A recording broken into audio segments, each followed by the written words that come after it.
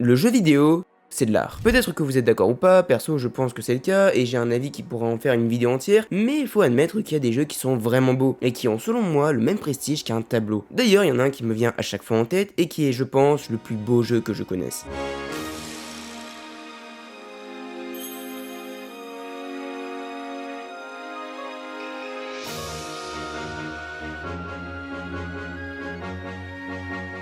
Okami, c'est tout simplement beau, et quand Clover Studio avec Capcom sort ce jeu en 2006, bah c'est exactement leur but. Le jeu est tellement spécial, surtout à une époque où on ne cherchait pas des jeux comme Okami, et ça se voit sur les ventes. Okami ne s'est vendu qu'à 10 000 copies en France, et je rappelle que le jeu était sur la PS2, et il y en a 155 millions dans le monde, wesh. Mais même en étant reconnu comme incroyable, ce jeu est un chef-d'œuvre auquel personne n'a joué malgré des idées de game design incroyables. Je veux dire, le jeu s'est moins vendu que Superman 64, le plus gros flop qui ait existé. Mais vous savez quoi? Allons voir le jeu juste pour comprendre. Ah, regardez-moi ça, il est beau cet arbre. Bon, qu'est-ce qu'on doit faire? Peut-être parler aux gens? Alors ok, mais c'est quoi le but du jeu? Bah une très longue cinématique m'a expliqué que j'incarnais dorénavant Amaterasu, la déesse du soleil, la mère des divinités japonaises. Ok, bah allons-y. Ah ouais, alors ça devrait être plus beau, mais le problème c'est qu'il y a un horrible serpent à 8 têtes qui a maudit le Japon. Alors ça c'est pour le scénario, mais on doit faire quoi wesh? En gros, le jeu se constitue de donjons qu'on va devoir découvrir accompagnés de différents personnages au cours de notre aventure, et en faisant les donjons, on progresse à travers ce magnifique nippon pour vaincre ce fameux serpent. Et là ce que je dois faire, bah je vais aller voir cet immense arbre qui a effectivement un rapport avec la zone, et je vais maintenant vous présenter la mécanique, le truc qui rend ce jeu vraiment insane, le pinceau. Les développeurs de Clover Studio avaient comme inspiration principale la culture japonaise et notamment sa mythologie. Ça nous donne un jeu avec un côté divin qui est aussi dû au gameplay du pinceau avec lequel tu dessines pour créer des événements dans le monde du jeu, des sortes d'interventions divines quoi. Et en plus les devs, ils ne sont pas idiots, ils se sont dit qu'ils n'allaient pas mettre de limite à ce pouvoir hormis une jauge. Ce qui fait que ça donne un dynamisme de fou dans les actions, t'as vraiment l'impression d'être un dieu qui contrôle les événements. Et donc là c'est simple, je vais dessiner un cercle qui correspond à un type d'action, et ici il s'agit de la renaissance.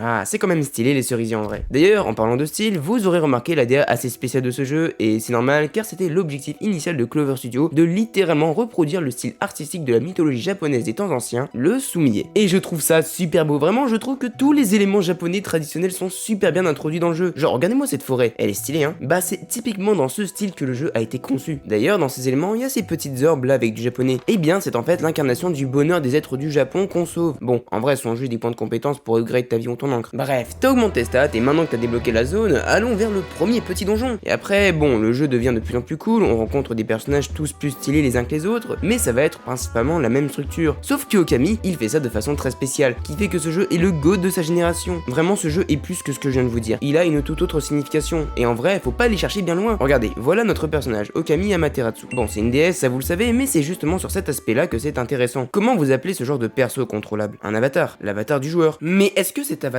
représente-t-il le joueur? Revenons 2 secondes sur ce terme. En théologie, l'avatar existe depuis des millénaires et symbolise la manifestation physique d'un dieu dans le monde des mortels. Genre Zeus par exemple qui se transforme en putain d'aigle pour... Et là, peut-être que vous n'avez pas compris, mais je rappelle qu'Okami est un jeu où l'on incarne théoriquement l'avatar d'Amaterasu, donc une divinité. Mais plus que ça, en fait, cet avatar n'est pas une représentation d'une déesse pour le joueur. Non, on incarne littéralement la déesse. Et on pourrait se dire l'inverse, parce que le loup, en plus d'être d'une blancheur symbolisant une certaine liberté, devrait nous inciter à penser que, ouais, là c'est mon perso, je suis le joueur et j'incarne un loup. Alors que c'est faux! Dans le jeu, vous êtes une divinité! Ouais, t'es un dieu mon gars, je t'ai dit de t'abonner. Et quand on sait ça, on comprend mieux d'un point de vue cohérence le gameplay du pinceau céleste et comment ce truc peut être logique. Bah ouais, vous pensez vraiment que le loup va sortir son petit pinceau, sa petite encre, son papier et se mettre à dessiner? Mais alors si on incarne littéralement la mère des dieux japonais, on devrait être surcheaté, c'est vrai quoi, on devrait se sentir invincible comme dans d'autres jeux. Et c'est là que Okami est encore une fois génial. Même si Issun le donne comme argument auprès des autres personnages, le fait qu'on soit une déesse n'est pas ressenti dans le gameplay. Par contre, ça va juste nous conditionner pour qu'on prenne littéralement part aux actions de la déesse. Et ce grâce à un sentiment de liberté, mais pas un sentiment de liberté normal, non, mais plus dans le sens d'être en dehors des limites du jeu. Pouvoir vraiment se sentir comme un être conscient contrôlant le monde. Et ça se répercute dans le gameplay, parce qu'après avoir compris ça, tu te dis que tu peux vraiment façonner le pays à ton image. En gros, ça veut dire que tu peux interagir avec tout l'environnement. Regardez, je peux couper les arbres, les rochers, je peux faire des tourbillons d'eau, je peux mettre le soleil, puis juste après la lune. Et ça, on n'en parle pas assez, mais tu peux littéralement contrôler le cycle jour-nuit, ce qui est rare. Je peux même frapper les PNJ, si ça c'est pas drôle. Vraiment, quand t'assembles ce style graphique insane avec cette mécanique de dessiner le monde pour lui donner la forme que tu souhaites, c'est comme peindre littéralement une œuvre d'art. En plus, t'as vraiment le choix de dessiner ou pas. Genre, vous voyez ces zones? Ce sont juste des collectables et des orbes de bienveillance, mais vous n'êtes pas obligé de les récolter. Après avoir brisé les tours de guet de Seiyan, je pourrais redonner vie à la nature, ou je peux ne pas le faire, sauf qu'on est la déesse mère du Japon, donc mon choix est vite fait.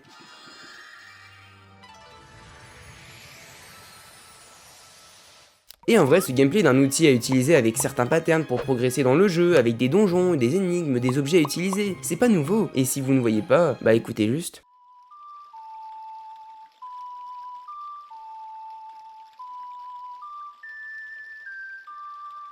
Pour ceux qui ne s'en étaient pas rendu compte, Okami est littéralement un Zelda, ou plutôt un Zelda-like, et même Clover Studio ont avoué qu'ils s'étaient inspirés de la licence pour faire leur jeu. Le pinceau céleste, c'est l'Ocarina de Ocarina of Time, le design de la map, les personnages qui nous suivent, il y a même un système de quart de cœur. Mais même si Okami vient directement de Zelda, il est objectivement meilleur. Et je ne rigole pas. Bon, là doit y en avoir 2-3 qui ont dû s'effondrer, mais c'est réel. Okami est aussi bien qu'un vrai Zelda, voire même fait mieux sur certains aspects. En termes d'histoire, le scénario du jeu est beaucoup plus beau, beaucoup plus profond. Les références mythologiques associées à cette narration donnent tellement plus de symbolique à tout l'univers de Okami. Un exemple vraiment touchant de cette narration, c'est Susanoo. C'est l'un des personnages protagonistes de l'histoire, et pour ceux qui ne le savaient pas, Susanoo vient aussi de la mythologie shintoïste. Il est le dieu des tempêtes, et dans le mythe original, il massacre Orochi. Sauf qu'ici, étant le descendant d'Izanagi qui avait vaincu la bête, il refusait d'admettre que cette légende est bien réelle, ce qui le mènera à enlever l'épée qui scellait le serpent, créant ainsi tout ce malheur dans le Japon. Et quand on y pense, dans un jeu où la religion est si importante, je trouve que c'est osé de mettre en place des personnages qui ont cessé de croire en leur dieu, créant donc indirectement l'histoire d'Okami, l'histoire d'une déesse parcourant son pays pour réinstaurer paix et joie dans ses contrées et qui aidera par sa force à redonner goût à la vie et à des habitants, mais aussi à Susanoo, qui va en plus évoluer avec le joueur, passant d'un mec bourré sans ambition à un héros du pays, avec même une meuf, excusez-nous. Et c'est en ça que Okami surpasse encore Zelda. Même les personnages sont tous plus cool les uns que les autres, on s'attache à eux et ils sont surtout très drôles, et j'adore l'humour de ce jeu. Rien que Issun, le petit gars qui nous sert de Navi dans notre aventure, bah rien que là, il a beaucoup plus de charisme, de personnalité que cette fée. Il nous taquine parfois, il mate des femmes, et avec Ama ça crée vraiment un petit duo très attachant qui se complète bien. Et puis regardez-moi cette position, ah c'est trop mignon. Enfin, même si t'es peut-être en train de te la toucher sur Zelda et que tu te dis qu'Okami n'est qu'une pâle copie, bah tu te trompes puisque d'une simple aspi, Clover Studio ont bouclé la boucle en étant une inspiration directe pour un Zelda. Je pense que tu connais l'histoire, mais dans Twilight Princess, il y a littéralement du Okami. Je veux dire, le loup a littéralement été ajouté juste après la sortie du jeu.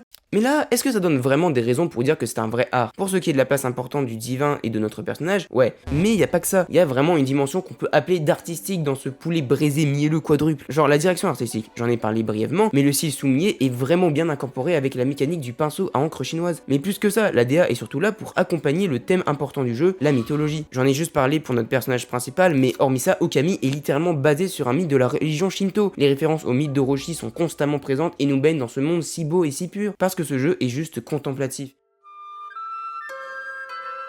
Pour moi, il en est comme de ces tableaux que tu vois au musée, mais là, c'est ton œuvre. Tu es le main character, mon gars. Tu dessines littéralement l'histoire.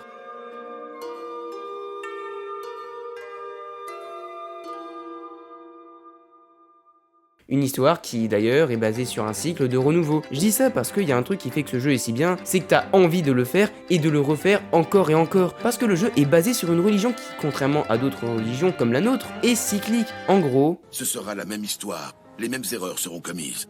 Encore et encore. Et vous pouvez vous dire que c'est juste une inspi, ok le scénar est calqué sur une histoire qui se répète, mais wesh, irréel, t'as pas envie de recommencer. Et ben si, t'auras envie de recommencer l'histoire, de découvrir des zones que t'as pas vues, genre le pont près de Seiyan. Il y a en contrebas une zone avec des items, et si on reste sur le pont, on peut se faire une petite séance Tarzan, mais seulement si tu observes bien, ce qui sera plus le cas dans une deuxième run. Parce que c'est ça aussi l'art du jeu vidéo que montre Okami. À l'instar de la littérature ou du cinéma, le joueur n'est pas passif, mais actif. Il fait ses propres choix, et le chemin emprunté par un joueur ne sera pas le même qu'un autre. Même s'il y a des jeux où c'est beaucoup plus narratif et où les chemins sont limités, dans Okami, tu peux décider ce que tu fais, comme un dieu. Ce coffre, je peux l'ouvrir avec du vent ou de l'eau. Si je saute là, je n'aurai pas qu'un coffre, mais aussi une magnifique vue. Ce personnage qui a sûrement un intérêt, je ne suis pas obligé de lui parler. Et là, vous allez dire que j'abuse. Les PNJ, il y en a dans tous les jeux. Mais là, il y a une attention qui est apportée sur ces persos. Parce qu'il y en a qui ont un plan de caméra sur eux quand on leur parle. Ce qui veut dire que c'est plus qu'un random. Même si tout ce qui est fait dans ce jeu, tout ce que je viens de vous dire, en vrai, ça a déjà été fait. Ça semble basique, mais le tour de force de Okami, c'est c'est justement ça, de proposer un jeu qui transforme et offre des éléments de game design façonnés comme du pur art, comme quelque chose de si beau. D'ailleurs, l'élément le plus beau, celui qui me fait vibrer, évidemment, ce sont les musiques. C'était sûr que j'allais en parler, mais c'est juste que la musique, ça a tellement un pouvoir de fou sur nos cerveaux de primates. Et en plus, Okami, dans son style et les émotions qui doivent être produites, ses OST se rapprochent de celles de Zelda. À la différence qu'ici aussi, les musiques ont un aspect japonais féodal qui est bien incrusté et qui me fait ressentir tellement plus d'émotions. Quand j'écoute The Sun Rises, je me sens tellement empli d'une joie, les gars, la vie est trop belle quoi. Vraiment, je me sens comme un putain de dieu. J'ai envie de partir à la rencontre du monde, d'aller en forêt, de me dire waouh, le monde est beau quand même. Elle m'aide à me développer, à ce que je devienne une meilleure personne, pas autant sur l'aspect travail, mais plus sur mon état mental. Quand j'ai Reset dans les oreilles, je ne peux qu'être reconnaissant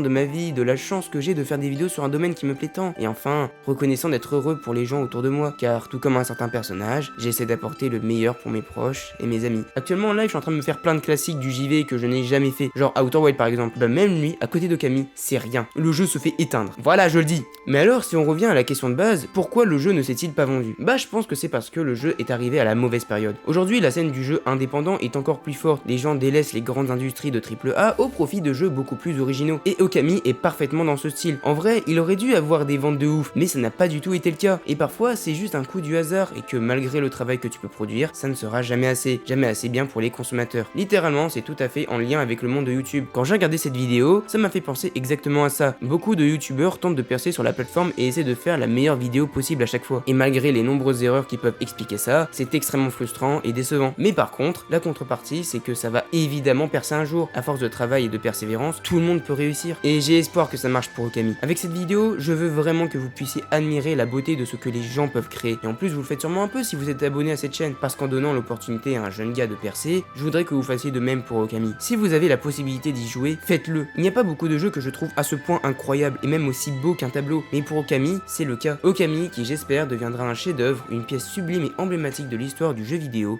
l'un des plus beaux arts qui puisse exister.